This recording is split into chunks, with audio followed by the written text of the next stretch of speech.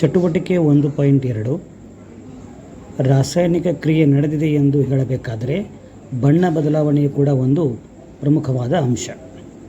So ಇದು ಒಂದು ದ್ವಿಸ್ಥಾನ ಪಲ್ಲಟ ಕ್ರಿಯೆಯು ಕೂಡ ಒಂದು ಉದಾಹರಣೆ. ಇದು ದ್ವಿಸ್ಥಾನ ಪಲ್ಲಟ ಕ್ರಿಯೆ ಅಂತಂದರೆ ರಾಸಾಯನಿಕ ಕ್ರಿಯೆ ನಡೆಯುವಾಗ ಪ್ರತಿವರ್ತಕಗಳಲ್ಲಿನ ಅಯಾನುಗಳ ವಿನಿಮಯದಿಂದ ಹೊಸ ಉತ್ಪನ್ನಗಳು ಉಂಟಾಗುವ ರಾಸಾಯನಿಕ ಕ್ರಿಯೆಯ ವಿಧವನ್ನು ನಾವು ದ್ವಿಸ್ಥಾನ ಪಲ್ಲಟ ಕ್ರಿಯೆ ಅಂತ ಕರಿತೀವಿ.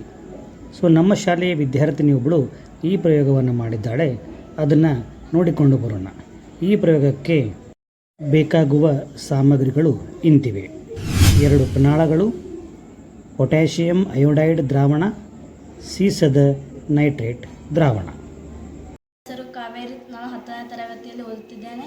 ಈಗ ದ್ವಿಸ್ಥಾನ ಪಲ್ಲಟ ಕ್ರಿಯೆಯನ್ನು ಮಾಡುತ್ತಿದ್ದೇನೆ. ಇದರಲ್ಲಿ ಪೊಟ್ಯಾಷಿಯಂ ಅಯೋಡೈಡ್ ಇದೆ, ಇದರ ಸೀಸದ ನೈಟ್ರೇಟ್. ಈಗ ಪೊಟ್ಯಾಷಿಯಂ ಹೈಡ್ರೈಡನ್ನು ಸೀಸದ ನೈಟ್ರೇಟ್ ಹಾಕುತ್ತಿದ್ದೇನೆ. ಏನಾಗುತ್ತೆ ನೋಡಿ.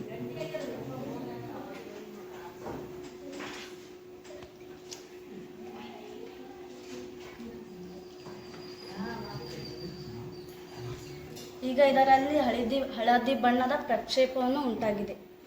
ಈಗ ಇದು ಹಳದಿ ಬಣ್ಣದ ಪ್ರಕ್ಷೇಪ ಸೀಸದ ಅಯೋಡೈಡ್.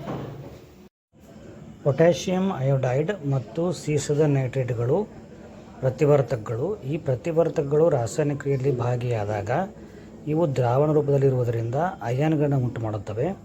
ಪೊಟ್ಯಾಷಿಯಂ ಅಯಾನು ಮತ್ತು ನೈಟ್ರೇಟ್ ಅಯಾನು ಸೇರಿ ಪೊಟ್ಯಾಷಿಯಂ ನೈಟ್ರೇಟ್ ಉತ್ಪನ್ನ ಉಂಟಾಗುತ್ತದೆ. ಅದೇ ರೀತಿ ಸೀಸ ಮತ್ತು ಅಯೋಡಿನ್ ಅಯಾನುಗಳು ಸೇರಿಕೊಂಡು ಸೀಸದ ಅಯೋಡೈಡ್ ಆಗಿ ಉಂಟಾಗುತ್ತದೆ. ಈ ರೀತಿ ಅಯಾನುಗಳ ವಿನಿಮಯದಿಂದ ಉಂಟಾಗತಕ್ಕಂಥ ಕ್ರಿಯೆ ರಾಸಾಯನಿಕ ದ್ವಿಸ್ಥಾನ ಪಲ್ಲಟ ಕ್ರಿಯೆ ಅಂತ ಹೇಳಬಹುದು. ಧನ್ಯವಾದಗಳು.